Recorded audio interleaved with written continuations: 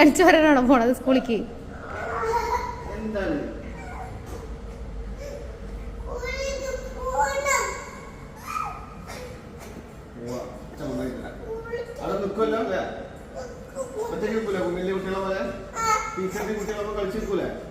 കറിയോ?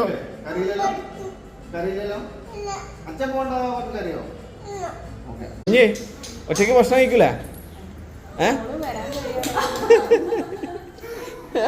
അച്ഛൻ പോയിട്ട് വരാം കേട്ടോ.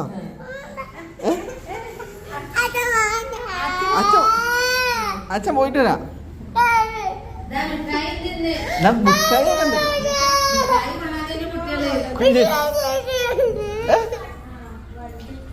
ആ